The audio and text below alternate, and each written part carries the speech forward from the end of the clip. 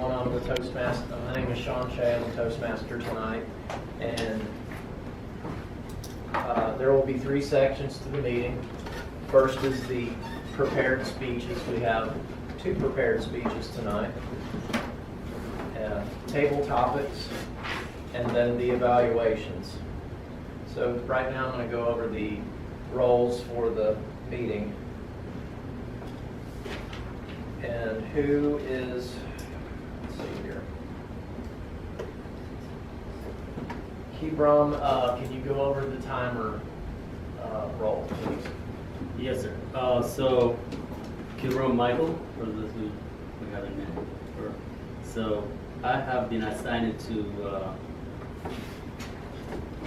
be the event time holder, as in there's this agenda that I would have to follow. We will have our first speaker, Jonathan O'Malley, did I say it right? That, and then also second speaker, Maurice. We would have followed by table topics, and we will also have sessions for general evaluator and the evaluation speech 1 and evaluation speech 2. So during this time, based on this agenda, I'm gonna signal you green for your specified time, and then yellow when you have reached middle time, if you will, and then red as soon as you finish the time given for that specified section.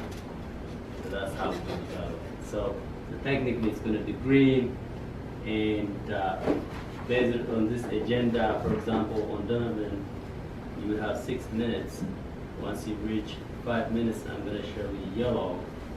As soon as you reach 6 minutes, it's going to be red. It will be the same thing for the other sections. So on table topics, we would have 2 minutes maximum. Donovan, you will have 6 minutes maximum. Maurice, 7 minutes maximum. Evaluation speech, 3 minutes maximum. Second evaluator would have 3 minutes, and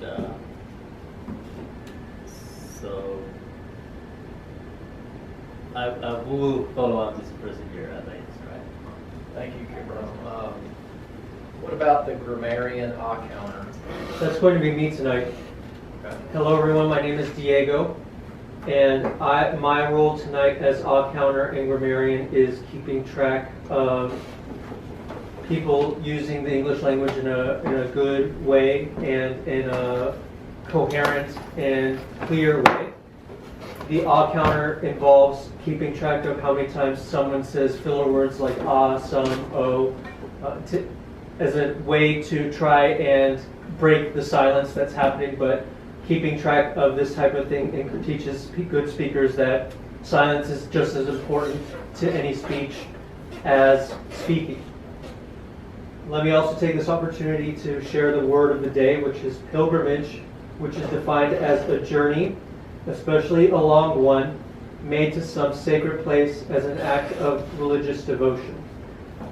To use it as an example, we could describe Lawrence's pilgrimage throughout the United States, though not a very religious context, but an opportunity to discover and understand oneself more through the journeys and different experiences across the United States. To describe Lawrence's journey as a pilgrimage might be accurate. I feel that is everything that needs to be shared about counter and grammarian. Back to you, Sean. Are you the general evaluator, or who is the general evaluator? Ooh, that's a good point. If Olivia's not here. I can do that. Thank you, Lawrence.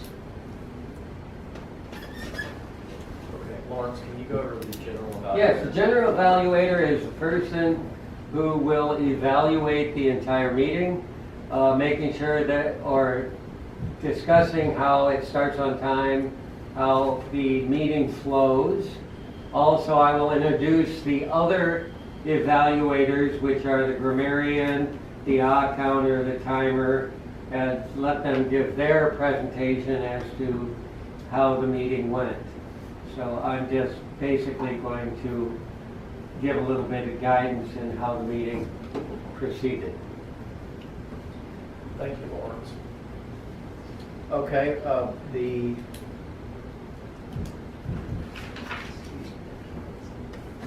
Donovan, you're going to be the table topics master tonight. Okay, can you go over that? The Hilltoppers Toastmasters basically is like about the speeches, which is 1 to 2 minute speeches, as Kavan had once said. So I would do it 2 ways. I would do it through, I would tell you the topic and ask for volunteer, or I'll ask for volunteer, and then I'll ask. Back to you, Sean. Thank you, Donovan. Okay, without further ado, I will turn over the lectern to our first speaker for the night, who will be doing his icebreaker, and that is Donovan O'Malley.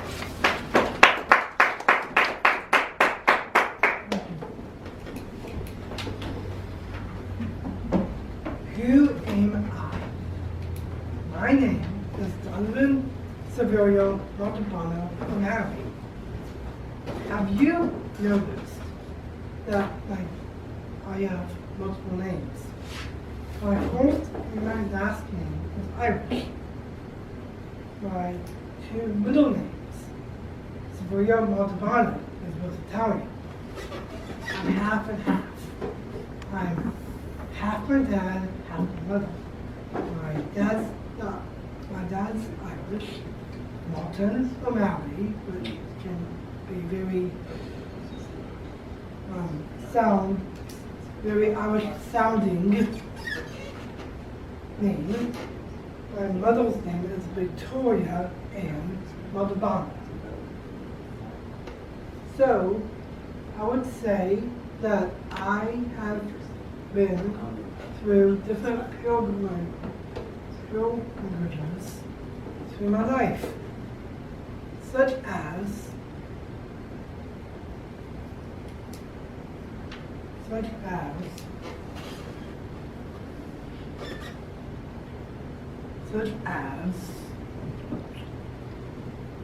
having a disability.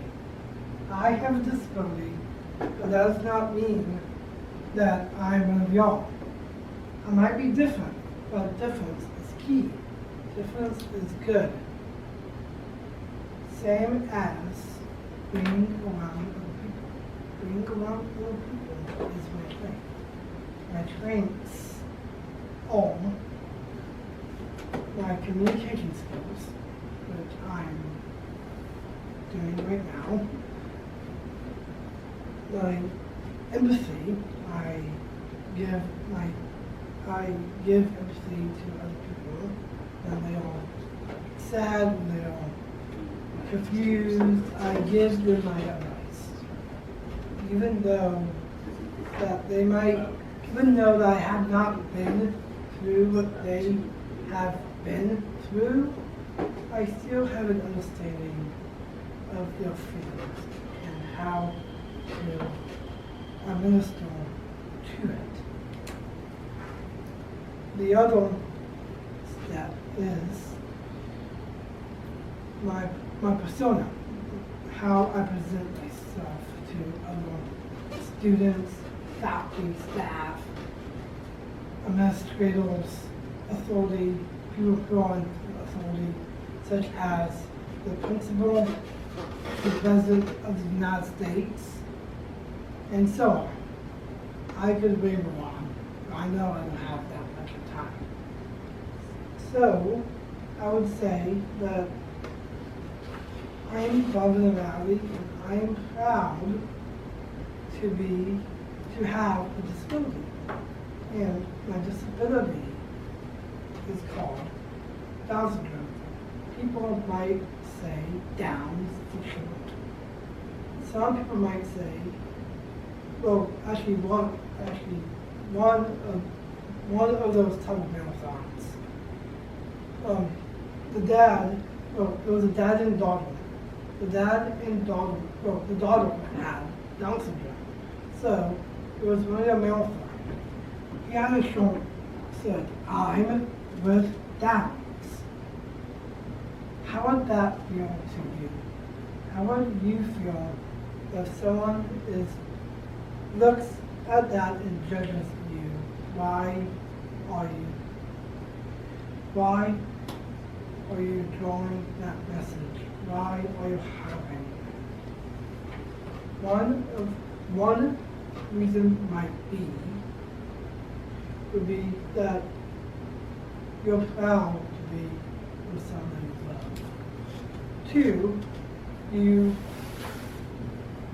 are enlightened by what is with you. You created this being, and they are different, but to you, we are the same person as them.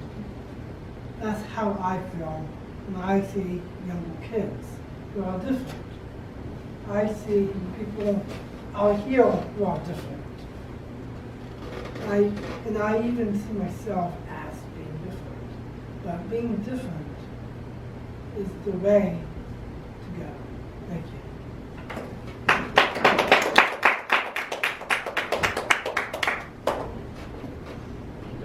Anytime, Sean.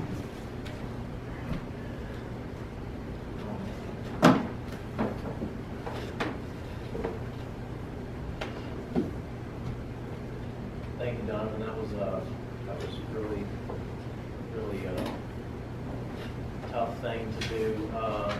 Talking about yourself, I did my icebreaker a couple weeks ago, and so I appreciate that. Appreciate you sharing all this.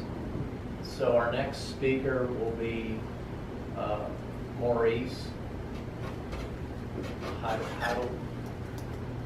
Yeah, you got it right. Heidelberg. Yes. And he will be talking about An overview of computer-aided design.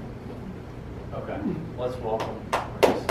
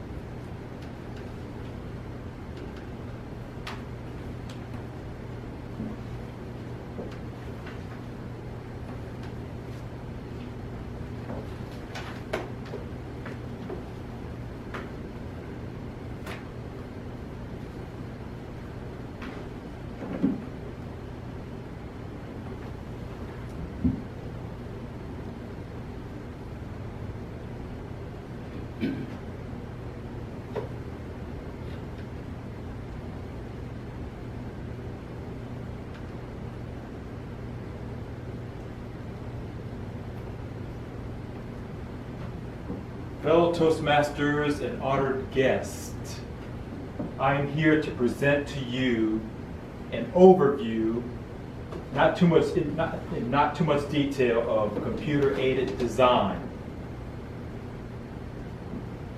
And this covers drafting for the architectural and engineering industries and some other industries, such as interior design.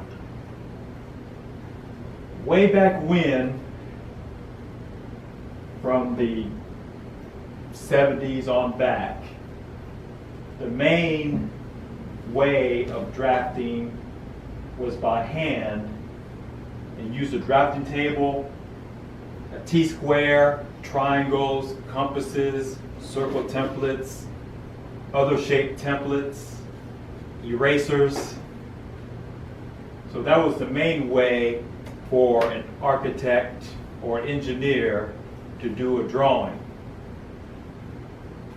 starting sometime during the mid-60s, there was a system called the IBM drafting system, which made drafting more cost-effective and easier. And this was the beginning of something big. As time went on, the technology for computer-aided drafting improved all the way up to the point where today there's a lot of versatility in computer-aided design and drafting. Okay, this is another example of the old system. You can see a circle template here. You can see the drafting table. They have the pencils, the paper, etc.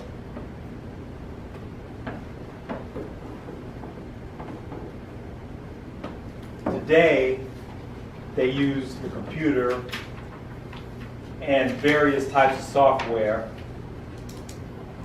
to do computer-aided drafting, which reduces the time to do drafting for the architectural and engineering industry and the construction industry. And also, another point is if you make mistakes, instead of having to erase your work and making your paper messy, you can use the delete command. You can pick the objects to delete, and then you can make those corrections.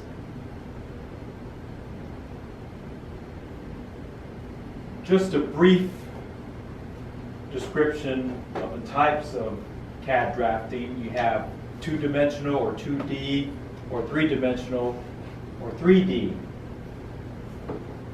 2D is pretty much self-explanatory. You just have 2 dimensions, and that was what most of the paper drafting consisted of, in 2 dimensions. But today you have 3D drafting and various types of 3D drafting where you can make wireframe objects, surface objects, or solid objects. And not only can you make those different type of objects, for example, a solid object actually has mass. It has mass and weight to it, and you can apply forces to it, etc. And I'll show you in a few more slides the advanced examples of computer-aided design. Here's an example of a 3D drawing of a building. And it's not only the exterior of the building, but you could also see the interior of the building.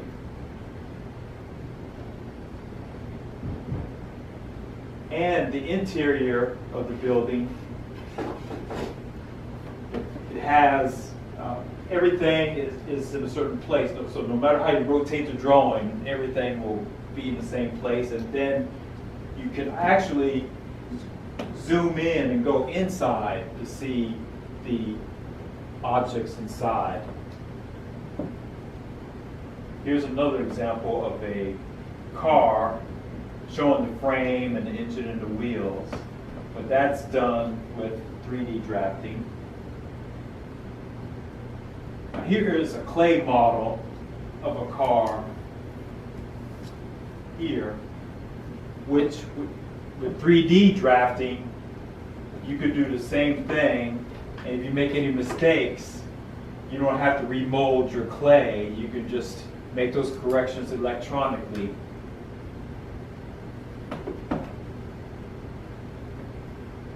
And other functions of computer-aided design is what is called computational fluid dynamics, where you have a model in the CAD system where you can measure flows, temperatures, forces, and finite element analysis, where you have an object where the different colors represent the different stresses that are being imposed on the object.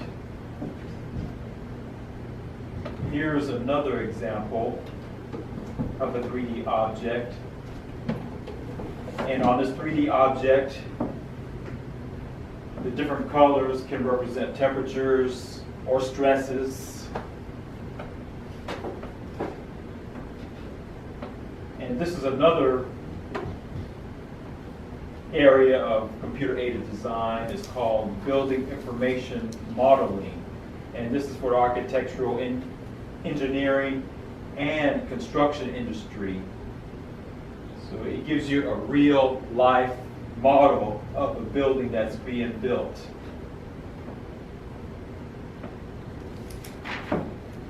Computer-aided design has made the architectural and engineering industry a lot more easier and cost-effective.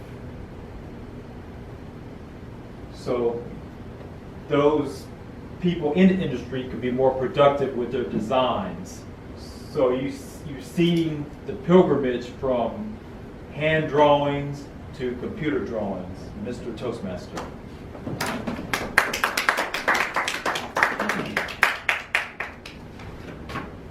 Thank you, Maurice.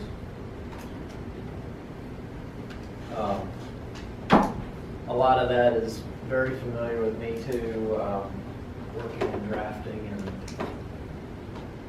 seeing some finite element analysis, although I haven't dabbled in it too much, but that's the future of structural design, I know that. All right, well, the next part of our meeting is the part where we do table topics, and everybody here is familiar with table topics, but I'll go ahead and bring Donovan to, and relinquish the lectern to Donovan for the table topics.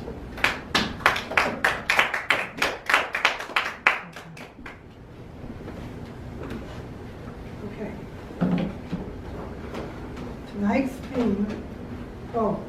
Tonight's subject will be on patriotism in Kuwait. Okay. So, first off, who would want to volunteer? Diego, your question is, how would you describe freedom in your own words?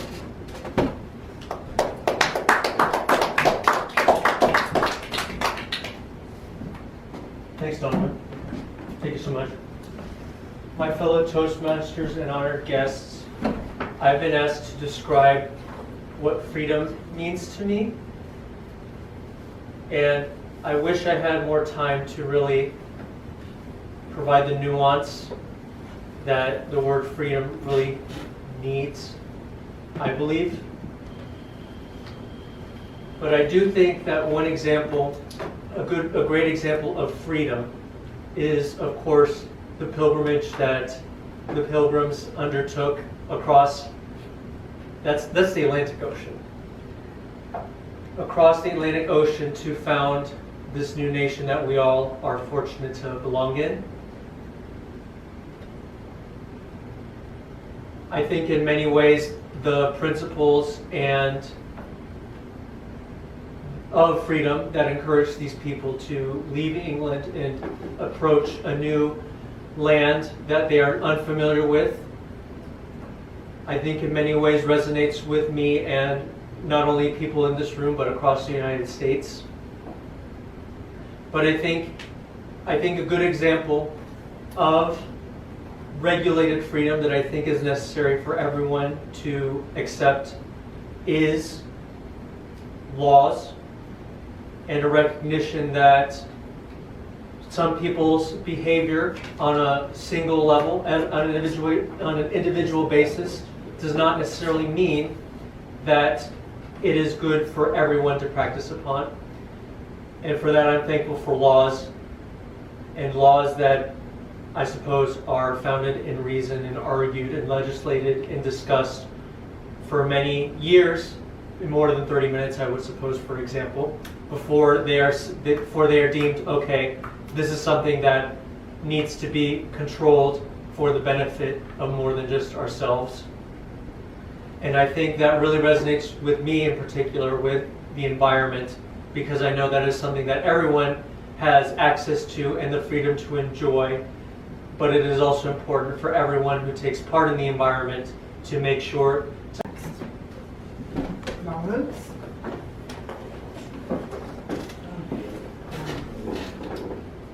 Let's do, while using leadership in public speaking and supporting a cause, which one is the most important to use? Head, heart, health, humility, happiness.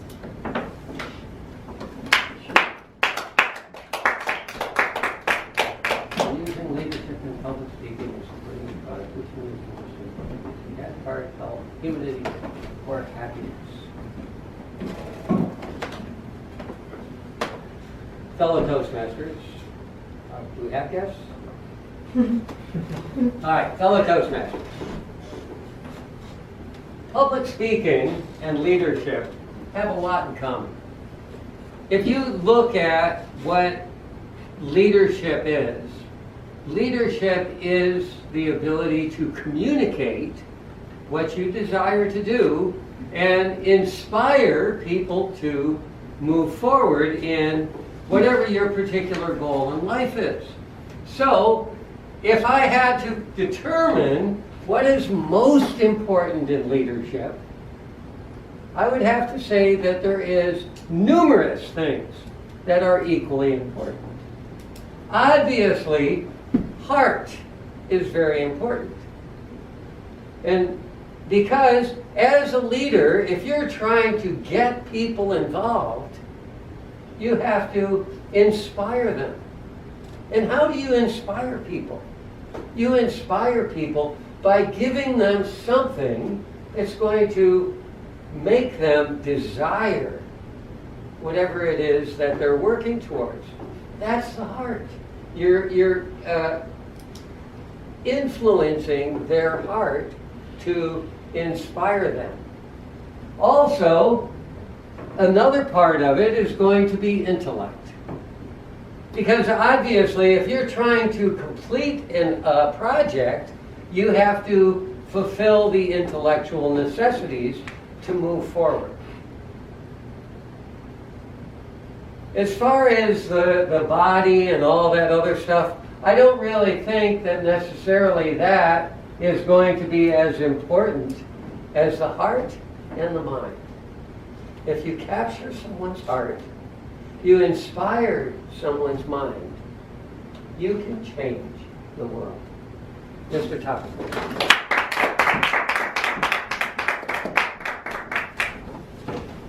Thank you. Okay. Who would want to go next?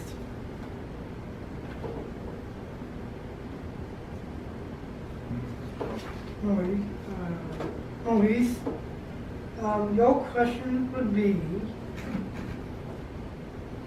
what does it mean to be tenacious in supporting a cause? What does it mean to be tenacious in supporting a cause? Yes.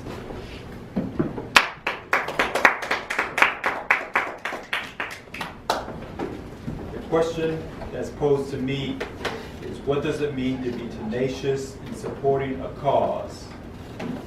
With that, the definition to me is, if you support a certain cause, whether you support keeping the environment clean, or if you support helping people with cancer, you're passionate with it, and it doesn't matter if anyone else is with you on it or not. And that's the tenaciousness of the cause. Even if no one else around you is for that cause or is serious enough to work as hard on it as you in your tenaciousness will support that cause all the way, and nothing will stop you. So that is my definition of being tenacious in supporting a cause. Mr. Topic Master. I had been informed that that's it for the tabletop portion. So we're gonna drop the mic and bring it back to you, Sean.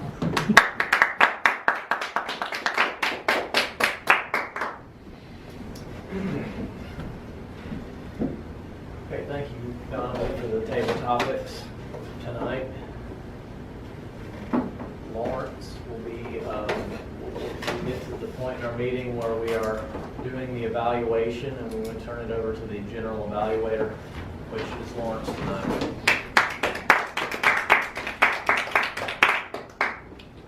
Good evening. As far as I know, the meeting started on time. I was a moment late and things were already running, so I'm presuming the meeting started on time.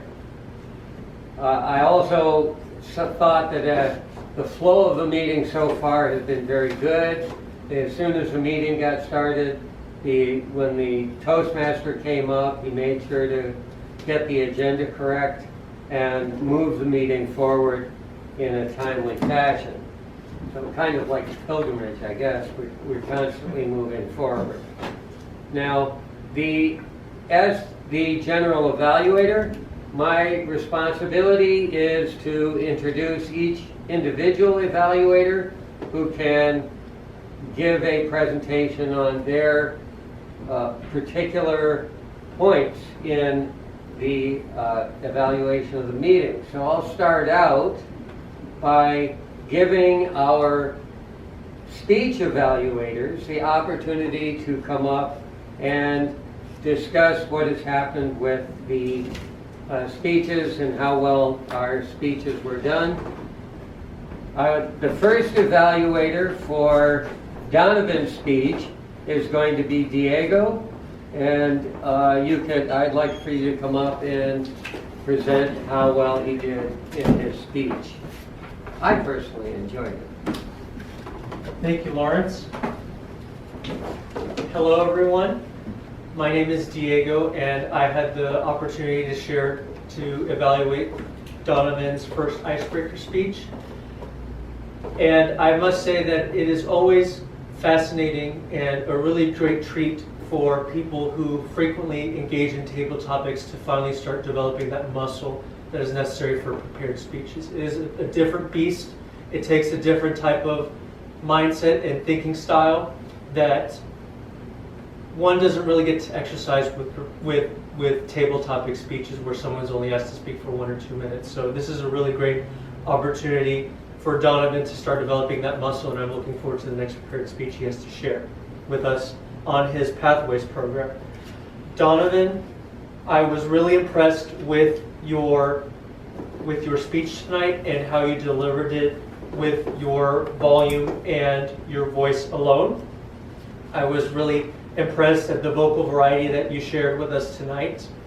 And I just want to be clear, for both Donovan's sake and for future evaluations, I operate from the 1 to 5 scale, as 5 being Zig Ziglar, like someone who's in their craft, but I evaluate 3 as clearly a Toastmaster who has a lot of promise in the future.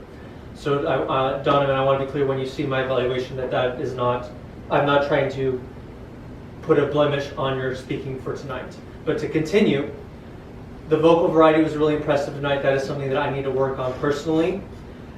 I think one really good example that showed your vocal variety prowess was when you said enlightened, when you put a lot of emphasis behind that word. That really, I think, struck a tone with me as well as other people in the room tonight. Donovan, the greatest opportunity I see in room for improvement in the future for your next speeches is you gave good gestures, but they were kind of small. And someone had to, if I were closer to the lectern, I probably would have missed the gestures that you gave, kind of that I'm trying to replicate right now on stage. You let the lectern hide your gestures, and the best suggestions I have for that is either to make them more ostentatiously or to step away from the lectern and be on the left-hand side of it or the right-hand side of it in the future. I think adding those gestures and making sure that everyone can see them will really augment and leave a lasting impression with your future speeches. I think that was more clear than ever with your final concluding remark, where you said being different is the way to go, and you pointed very clearly and to everyone in the room that was your resonating concluding sentence. So I want to see more of that in the future. I don't want you to be hiding those gestures behind the lectern in the next speeches you give. The other comment I want to share was, I think it was very wise for you to begin your speech with a question. I think that is very good to encourage people to think about what you want to share with everyone tonight, and that makes it more of a dialogue rather than a monologue. So Donovan, very great promise tonight with your prepared speech, and we're looking forward to you giving another prepared speech and continuing to develop that muscle. I'm going to return the lectern back to our general evaluator, Lawrence. Thank you.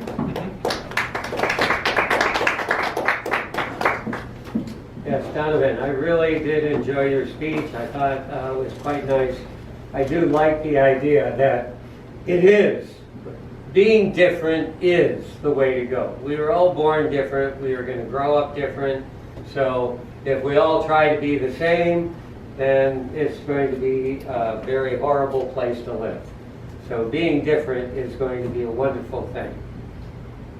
I do want to say one thing about when he did mention, according to Toastmasters, number 3 is a good Toastmasters evaluation. So if you get 3s and things, that's good. 5 is professional. I mean, you're on the stage, you're getting paid, $10,000 an hour to speak. That's a level 5 in the Toastmasters evaluation. So that makes it so even a really good speaker has room to improve in the Toastmasters pathways. Okay, our second speaker was Maurice, and he also gave a very interesting speech on researching and presenting from the innovative planning section of the innovative planning path.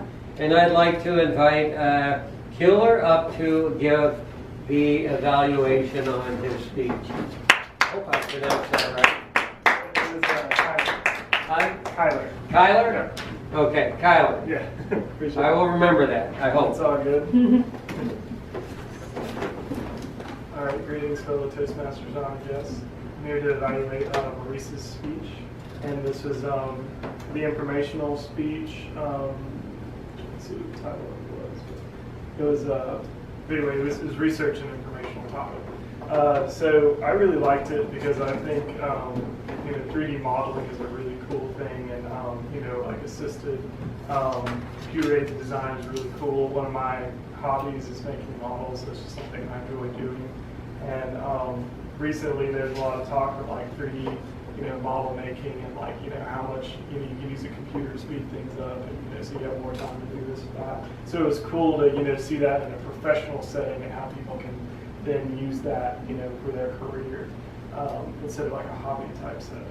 So are you a do you work with drafts, or are you design? Yes. Architect? Yeah, so that's what I was trying to say. I was trying to bring it the right word.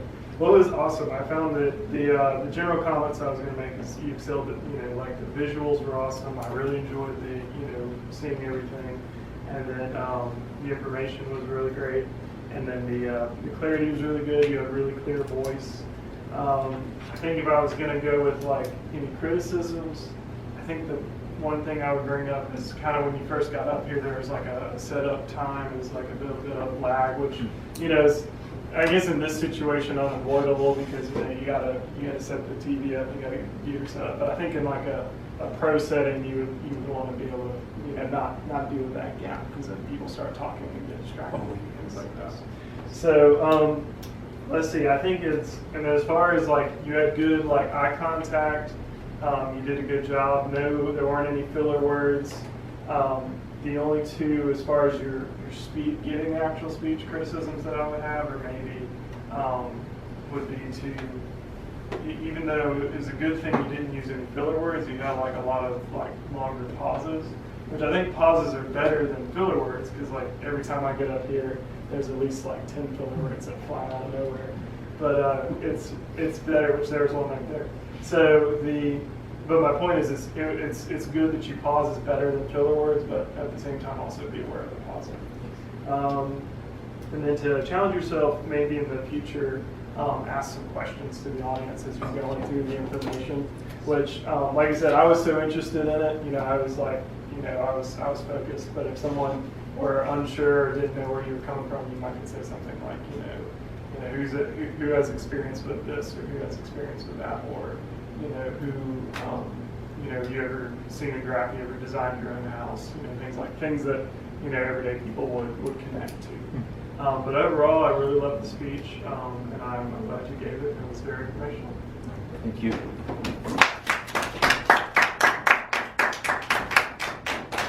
Yes, also, I also thought it was very good. One thing that I have mentioned before that I think would be helpful for our club is if we could devise a way where we can bring information forward so that when someone is giving a presentation, that their back doesn't have to be to the crowd. So if we could find a way to maybe extend our cord or something and have a table here where they can have their computer, so that they'll still be able to, you know, point out on the thing, but they're not going to have to turn their back all the time to change. So if we can find a way to do that, I think it would be better. But other than that, I think that it was a very good speech, and I like your speeches. You always have interesting technical speeches, and that's kind of interesting to me. All right, next we are going to get evaluations on the different aspects of our speaking ability. The first one we're going to come up with is our timer, and that's Kibram? Yes, sir. Okay, Kibram, you can give your presentation on timer, as a timer now. Okay, well, fellow Toastmaster, thank you for the opportunity. We went over the timer schedule, and we have a rough approximation of the timing from our candidates here. So first, from our icebreaker, Donovan. So you went under 6 minutes, which is good. So you have 5 minutes and 15 seconds. From our second speaker, Maurice. Maurice, you that was on research and presenting. So we have 7 minutes, 20 seconds, and 60 microseconds.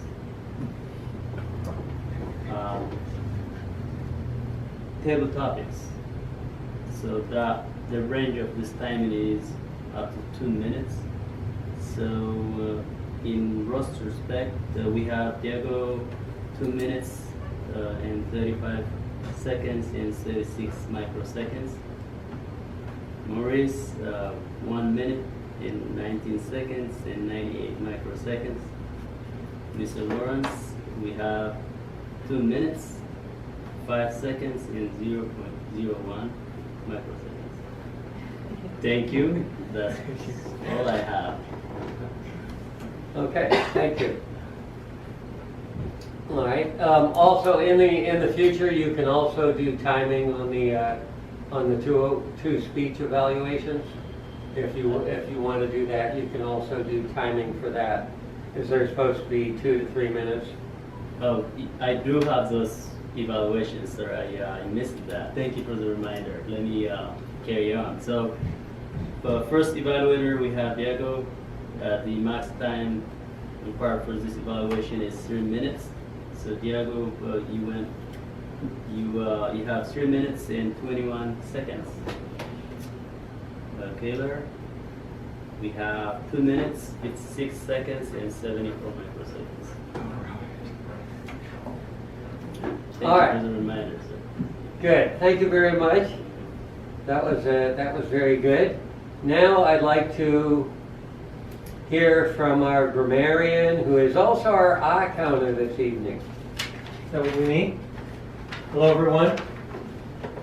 The odd counter report is quite intense tonight. Sean used 2 times, 4 times. Donovan said twice and so once.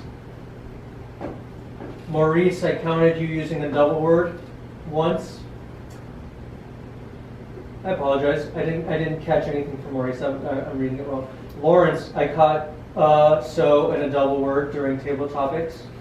Mhm. Kyler used once, 7 times. Kibram, throughout his evaluation, used twice, once, so once, double word once. For the word of the day, Donovan used it, good job, especially incorporating that into an icebreaker. Maurice, excellent work on using word of the day and connecting pilgrimage with software.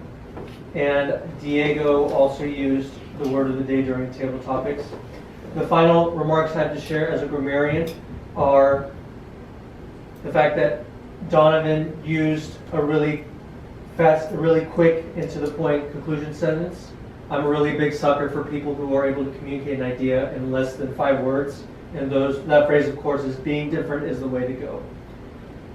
And the other remark I have is that I use the double word twice as well.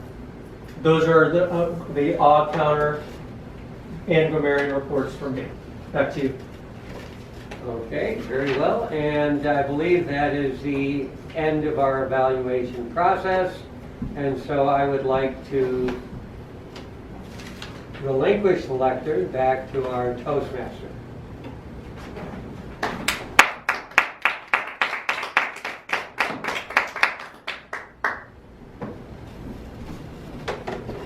Thank you, Lawrence, for the general evaluation tonight. I'm going to relinquish the lectern to myself for the educational overview, so I need to get my props. Might wonder why I brought this with me. I have not opened my Coke yet. Okay. So, we have a bag of Ziploc bag with a piece of broccoli in it and a nice little can of Coca-Cola.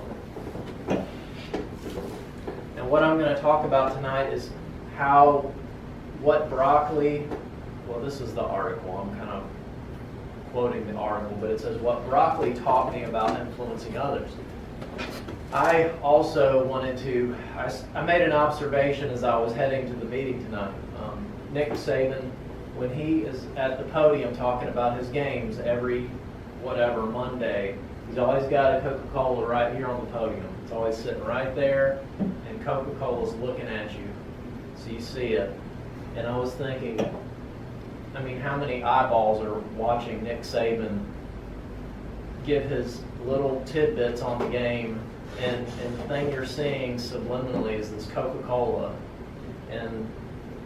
But I'll talk about three things to persuade any audience. 3 simple concepts. And I'm going to try and read this. I'm having a little difficulty tonight. Whether you're pitching ideas, teaching young people, or mentoring fellow Toastmasters, much of our communication time is spent trying to motivate and influence others. 3 concepts are particularly important when it comes to persuading people. Framing the positive, focusing on the benefits, and understanding the underlying resistance. The first is frame to gain. Let's say the only hope of overcoming a debilitating disease is taking advantage of an experimental treatment. Would you be more willing to do that treatment if you were told it had a 67% failure rate or a 33% success rate. If you were like most people, it would be the latter. Language matters as persuasion, how you state what you want done, how you frame it, in other words, can influence the eventual outcome. Whenever possible, frame your message in positive terms. 2, focus on the ultimate benefit. When attempting to persuade, consider the incentive that will lead to the change you want. Many effective persuasion efforts focus on what's in it for me. By explaining why you should make the change being suggested, eat this broccoli because it will make you strong. Invest in this company so you can earn great future returns. Language matters in persuasion. How you state what you want done, how you frame it, in other words, can influence the eventual outcome. 3, determine what inhibits change. And this is my personal favorite of the 3. Failing to address what is causing resistance can actually make the problem more difficult to overcome. People can become frustrated if they desire the change you are promoting but can't get beyond the forces restraining the behavior. For example, consider a typical campaign to get sedentary people to exercise more. The promoting arguments are clear and desirable. Greater health, more energy, etc. However, new exercise regimens take time and energy and involve potential pain, which can be intimidating and prevent people from starting. If people are bombarded solely with cheerleading messages, they might begin to resent anyone who tries to help them be healthy. They are focused more on their inability or unwillingness to exercise. A more complete and effective campaign would focus not only on the benefits, but on developing less strenuous and less time-consuming workouts. So that is the educational overview for tonight. And I will now turn the lectern over to our club president, Diego. Thank you so much, Sean, for double dipping tonight and being the Toastmaster for tonight, as well as sharing with us an enlightening education overview. We do have an award tonight, so our veteran Toastmaster, Maurice Heidelberg, has received an award that we would like to take the opportunity to celebrate as a group. Can I ask Sean? Okay, Sean's on it. Okay, great. You would take it on yours? Or? No, you can take it on yours, because you're the PR. Here we go. So let us give a big round of applause to Maurice for accomplishing leadership excellence. And let's make sure we get a big statement point.